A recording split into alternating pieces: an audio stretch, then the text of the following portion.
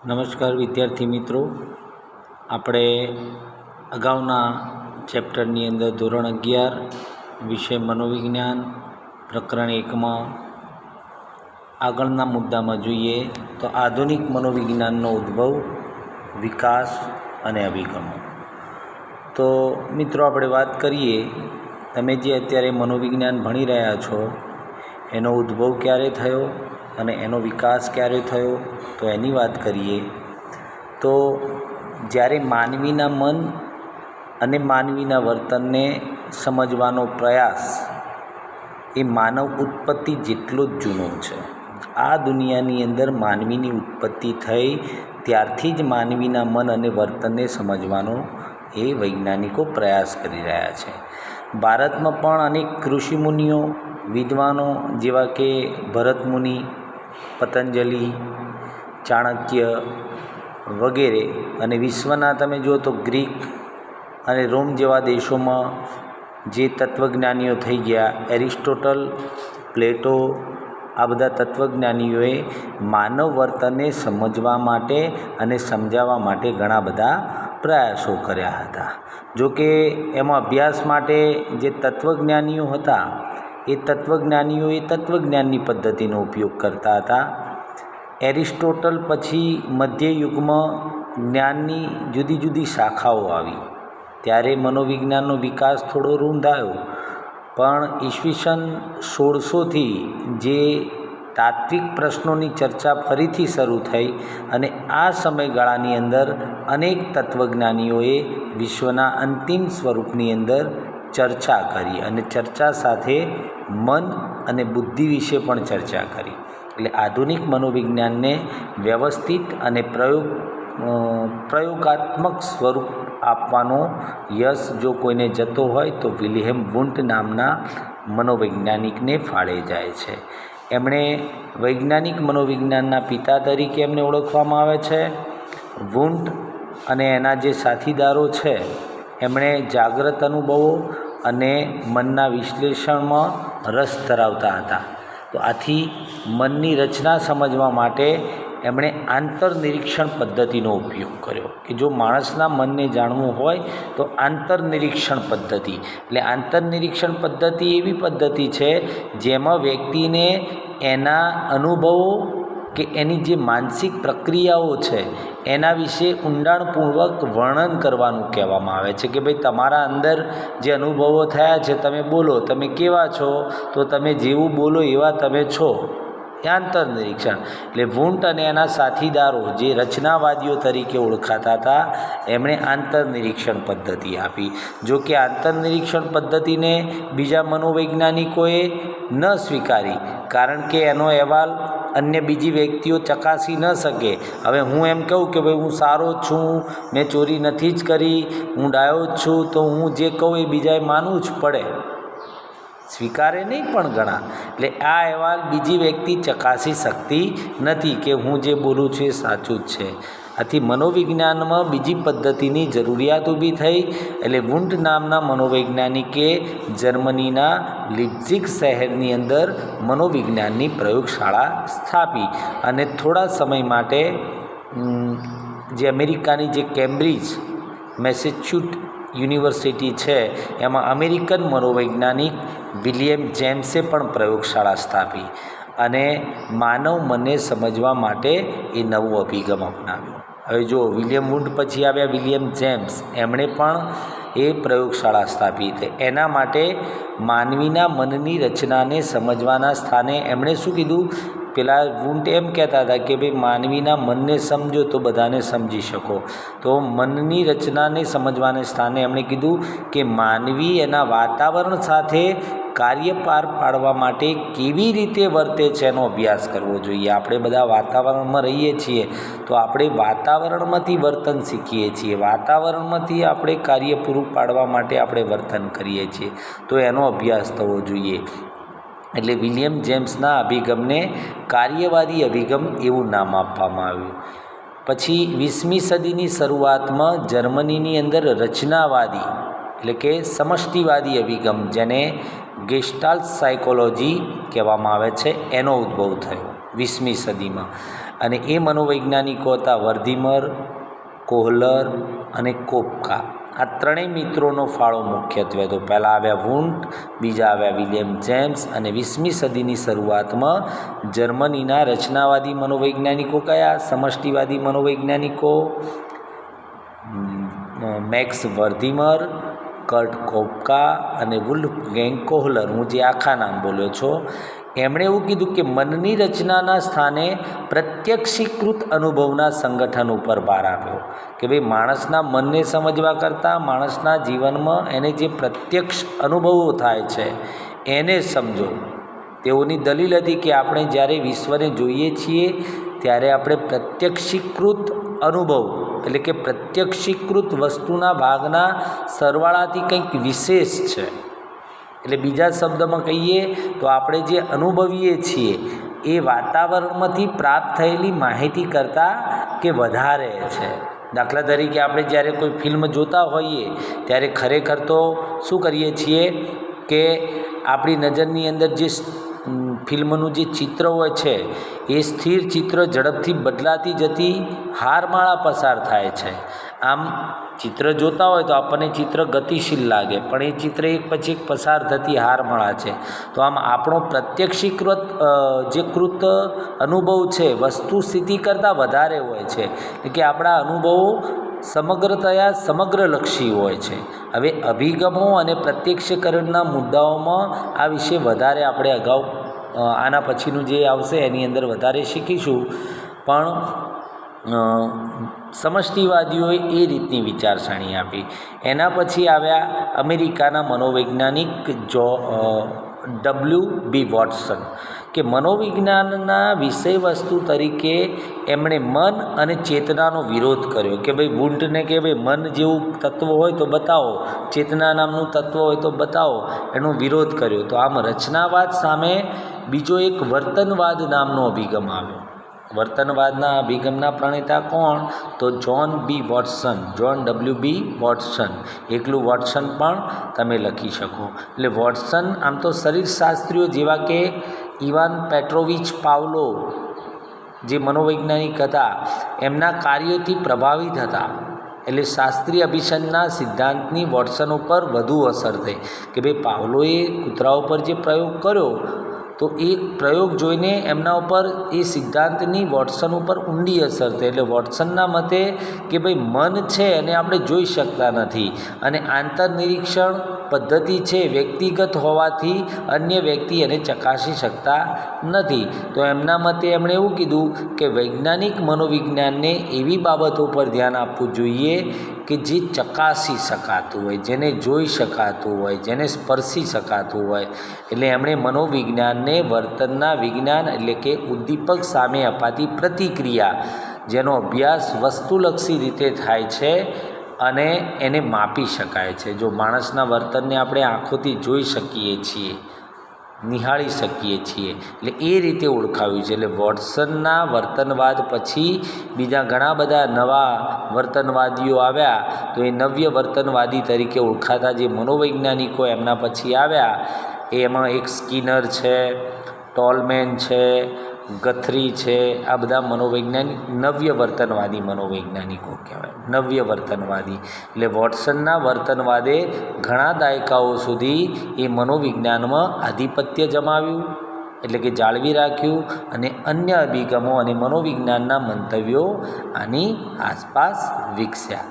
હવે એના પછી વોટસન પછી આવ્યા ડૉક્ટર સિગમન્ડ ફ્રોઈડ, મનોવિજ્ઞાનના પિતા. હવે એમણે પોતાના માનસ સ્વરૂપ વિશે ઉદારવાદી વિચારોથી વિશ્વને આંચકો આપ્યો. સિગમન્ડ ફ્રોઈડ એવું કહેતા હતા કે માનવ વર્તનને અજાગ્રત ઈચ્છાઓ, અજ્ઞાત ઈચ્છાઓ અને સંઘર્ષના ગતિશીલ પ્રગટીકરણ તરીકે ઓળખાવ્યું છે. માણસ જે વર્તન કરે છે ને એ વર્તન પાછળ માણસના અજ્ઞાત મનમાં રહેલી દમિત ઈચ્છાઓ જવાબદાર છે.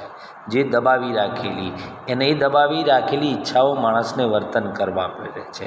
તો એમણે મનોવિશ્લેષણને માનસિક રોગોને સમજવાની અને ઉપચાર કરવાની પદ્ધતિ તરીકે રજૂ કર્યું. જ્યારે મનોવિશ્લેષણવાદમાં એમણે એવું જણાવ્યું કે માનવી છે ને એ માનવીના મગજની અંદર અજાગ્રત ઈચ્છાઓ છે કે જે સુખ પ્રાપ્ત કરવાની ઈચ્છાઓ, સુખ પ્રાપ્ત કરવાની ઈચ્છાઓ, ખાસ કરીને જાતીય ઈચ્છાઓથી માણસ વર્તન કરવા પ્રેરિત થાય છે.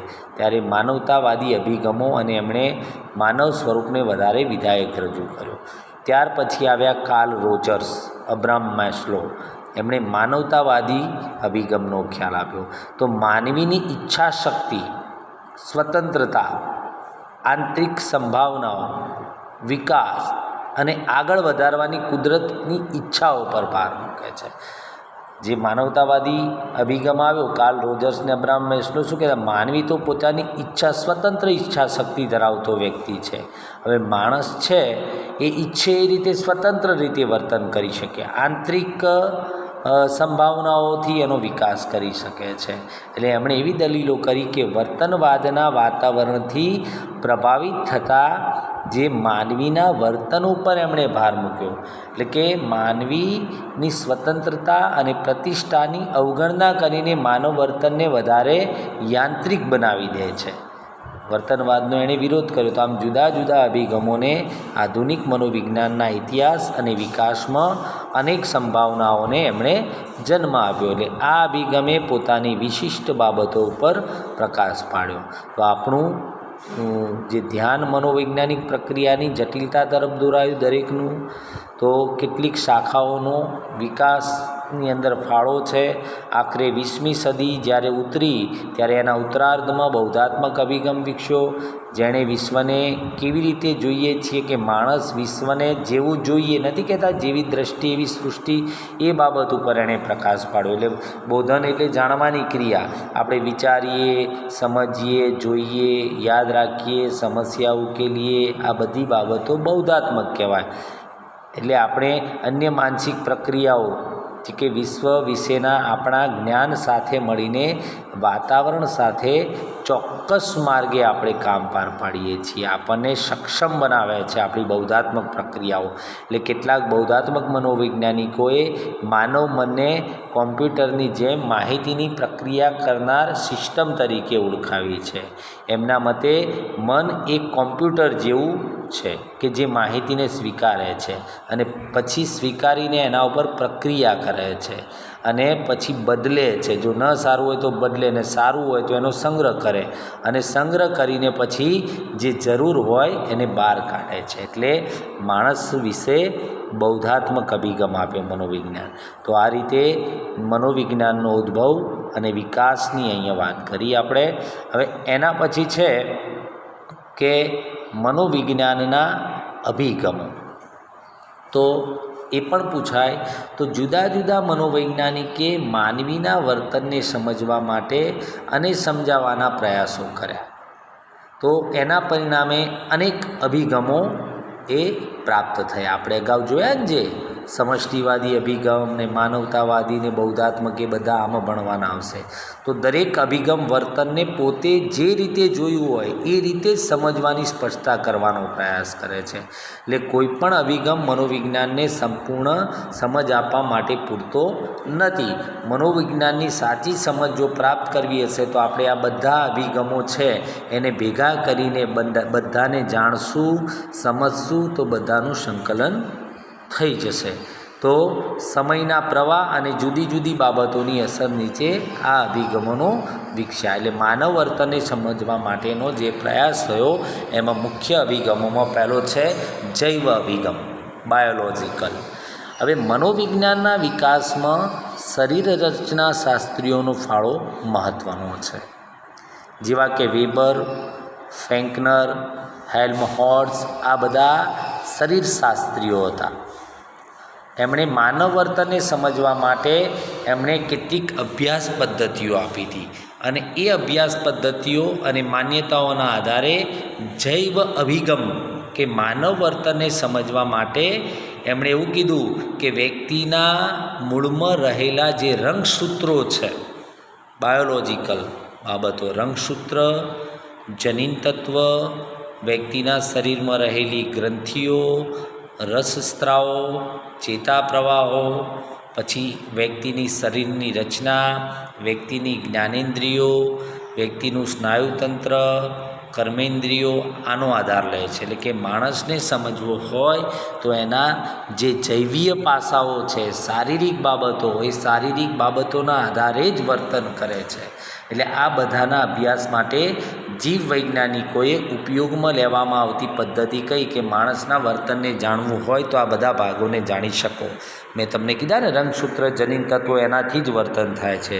અને એને જાણવા માટે, એ વર્તનને સમજવા માટે શસ્ત્રક્રિયા, વિદ્યુત ઉદ્દીપન અને જૈવ જે રાસાયણિક પદ્ધતિ એવી પદ્ધતિઓનો ઉપયોગ કર્યો અને એના સાધનોનો ઉપયોગ કર્યો. શરૂઆતમાં આ અભિગમ ખૂબ જ સ્વીકાર્યો, એટલે બધાએ બહુ આને અપનાવ્યો, કારણ કે એના દ્વારા આપણે જે શરીરના અંગો છે, આપણા શરીરના અવયવો છે, આપણા વર્તન માટે જે શારીરિક આધારો છે એની સમજ સ્પષ્ટ રીતે પ્રાપ્ત થઈ. અને વર્તન સાથે એવું કહેવામાં આવે છે, બાળકને માતા પિતા તરફથી જે વારસો મળે છે, માતા પિતા તરફથી જે જનીન તત્વ મળે છે અને વ્યક્તિને જે મગજ મળે છે, તો વારસો, જનીન તત્વ અને મગજ કેવી રીતે સંકળાયેલા છે એ આનાથી સ્પષ્ટ થતું હતું. એટલે કે પ્રગટ હલનચલન અને વાણી વગેરેને આપણે સમજાવી શકાતા હતા. તો કેટલાક આંતરિક અનુભવો આપણને જે થાય છે, અમુક પ્રકારના વર્તનની સમજૂતી આપવા માટે આ અભિગમ આમ તો નિષ્ફળ નીવડ્યો. ઘણીવાર આપણે કહીએ કે ભાઈ આનું મગજ ઠેકાણે નથી, આના શરીરમાં આ અંગની ખામી છે એટલે આવું વર્તન કરે છે. પણ ઘણા વર્તનો એવા હતા કે આ અભિગમ સમજવામાં નિષ્ફળ ગયો, કારણ કે માણસ અહીંયા શાંતિથી બેઠો હોય, 2 જ મિનિટમાં શું વર્તન કરશે એ આપણે જાણી શકતા નથી.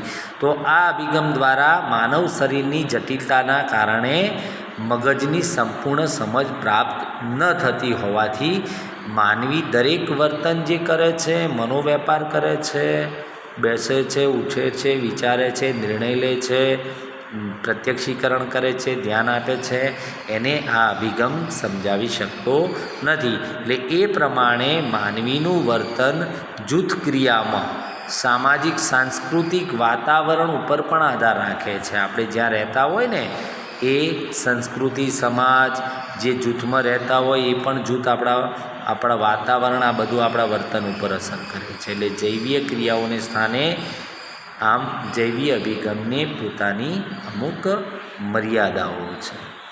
એના પછી વોટસન નામના મનોવૈજ્ઞાનિકે વાર્તનિક અભિગમ આપ્યો. તો 20મી સદીમાં થયેલી જે ઔદ્યોગિક ક્રાંતિ છે અને યંત્રવિદ્યાની જે બોલબાલાથી પ્રભાવિત થયેલા અમેરિકાના મનોવૈજ્ઞાનિક ડૉક્ટર જ્હોન ડબલ્યુ બી વોટસને મનોવિજ્ઞાનને માત્ર વર્તનના વિજ્ઞાન તરીકે ઓળખાવ્યું. એટલે આ અભિગમને વાર્તનિક અભિગમ કહેવામાં આવે છે. એટલે વોટસને વ્યક્તિને ઓળખવો હોય તો એના વર્તન દ્વારા જ સમજવો જોઈએ. એમાં પણ માત્ર એવું વર્તન કે જે વસ્તુલક્ષી રીતે નિરીક્ષણ કરી શકાય, જેને જોઈ શકાય. એટલે મનોવિજ્ઞાનમાં ચેતના, વ્યક્તિગત અનુભવ અને આંતરનિરીક્ષણ પદ્ધતિને બાકાત રાખવી જોઈએ એવું કીધું કે ભાઈ ચેતના નામનું તત્વ જ નથી, કેવા કલરનું છે. વ્યક્તિગત અનુભવો વ્યક્તિને થાય છે તો જોયા છે તમે. આંતરનિરીક્ષણ પદ્ધતિ વ્યક્તિ અંદરથી કે એવો જ હોય છે, આ બધાને દૂર રાખવા જોઈએ. એટલે વોટસનનો વર્તનવાદી અભિગમ વર્તનને ઉદ્દીપક પ્રત્યે કરવામાં આવતી પ્રતિક્રિયા તરીકે પણ ઓળખવામાં આવે છે. આથી વર્તનવાદી અભિગમને ઉદ્દીપક પ્રતિક્રિયા અભિગમ તરીકે પણ ઓળખવામાં આવે છે. પરીક્ષામાં પૂછાય, ઉદ્દીપક પ્રતિક્રિયા અભિગમ તરીકે કોને ઓળખવામાં આવે છે? તો વાર્તનિક અભિગમને. એટલે વોટસનનો આ અભિગમ વ્યક્તિના બાહ્ય જે પ્રગટ વર્તનને જ કેન્દ્રમાં રાખે છે. વ્યક્તિ બાહ્ય રીતે જે પ્રગટ વર્તન કરે છે અને એને માત્ર આપણે જોઈ શકીએ છીએ. પ્રગટ વર્તન એટલે કે જ્યારે વાણીથી બોલતો હોય, મુખભાવથી એની ચેષ્ટાઓ કરતો હોય, શારીરિક હલનચલન કરતો હોય, તો આ વર્તનને જ એણે મહત્ત્વ આપ્યું. એટલે આ અભિગમને વાર્તનિક અભિગમ તરીકે ઓળખવામાં આવે છે. હવે વાર્તનિક અભિગમના વિકાસમાં ફાળો આપનાર મનોવૈજ્ઞાનિક મુખ્ય કોણ? વોટસન ઉપરાંત એના સાથીદાર સ્કિનર, ગથરી ટોલમેન એમનો પણ ફાળો મહત્ત્વનો રહેલો છે. એના પછી આવે બૌદ્ધાત્મક અભિગમ. વાર્તનિક અભિગમની માનવીના વર્તનની વધારે પડતી યાંત્રિક સમજૂતી સામે જ્ઞાનાત્મક કે બૌદ્ધાત્મક અભિગમ વિકસ્યો. બૌદ્ધાત્મક અભિગમ એવું કહે છે કે વાર્તનિક અભિગમ દ્વારા જે અપાતી માનવ વર્તનની વધારે પડતી જે સરળ સમજૂતી છે એનો એણે વિરોધ કર્યો કે માણસ તો કાંઈ યંત્ર નથી કે ઉદ્દીપક પ્રત્યે સીધી પ્રતિક્રિયા જ આપે, આદેશો મુજબ એ ક્રિયા જ કરે જાય. એટલે વોટસનના વર્તનવાદનો વિરોધ કર્યો કે વર્તનવાદીઓના મતે માનવી તો ટેલિફોન જેવું યંત્ર છે કે જેમાં એક બાજુ ઉદ્દીપક થાય એટલે પ્રતિક્રિયા બીજા છેડે દેખાય જ, એટલે બે વચ્ચે પ્રતિક્રિયા દેખાતી નથી. માણસ તો કે બૌદ્ધાત્મક અભિગમવાળું એવું કહેવામાં આવે છે કે માનવી કમ્પ્યુટર જેવું યંત્ર છે, એમાં ઉદ્દીપકની માહિતી અંદર જાય અને એના ઉપર એને અર્થઘટન કરવું, પૃથ્થકરણ કરવું જેવી બૌદ્ધાત્મક પ્રક્રિયા થાય. દાખલા તરીકે માણસ તો સ્વતંત્ર બૌદ્ધાત્મક શક્તિ ધરાવે છે. એને કોઈ પ્રશ્ન પૂછે તો કે માં નથી બોલવો, જાઓ, કે ના પણ બોલે. એટલે આપવામાં આવતી પ્રતિક્રિયા યાંત્રિક હોતી નથી. જ્ઞાનેન્દ્રિયો દ્વારા કોઈપણ પ્રકારનું માણસ પહેલાં સંવેદન અનુભવે. સંવેદન અનુભવે એટલે તરત જ શું કરે છે? પહેલાંના અનુભવના સંદર્ભમાં પૃથ્થકરણ કરે કે આવું થયું છે તો મારે શું કરવાનું, અને એ પ્રાપ્ત થયેલી માહિતીને બીજી માહિતી સાથે સરખાવે. તો આવું થયું હતું તો હું આમ કરું તો, અને પછી એ શું કરે છે? યોગ્ય નિર્ણય લે છે ને નિર્ણયના આધારે વર્તન કરે છે. આટલું બધું વિચારે છે. બૌદ્ધાત્મક અભિગમ એમ કહે છે. તો આમ ઉદ્દીપકની સામે પ્રતિક્રિયાની વચ્ચે માનવીની જે સ્વતંત્ર વિચાર શક્તિ છે એ શક્તિ વચ્ચે આવે છે. એટલે માનવ વર્તનને સમજવા માટે આ અભિગમ જે વિચારણા, સ્મૃતિ, સમસ્યા ઉકેલ, નિર્ણય જેવા જે જટિલ પરિબળો છે એને સમજવાનો પ્રયાસ કરે છે. તો આમ બૌદ્ધાત્મક અભિગમ માનવ વર્તન સાથે સંકળાયેલા શૈક્ષણિક, બૌદ્ધાત્મક અને વિકાસાત્મક પરિબળોના સંદર્ભમાં વ્યક્તિના મનોવેપારને સમજવાનો એ પ્રયાસ કરે છે. આના પછીનો જે અભિગમ છે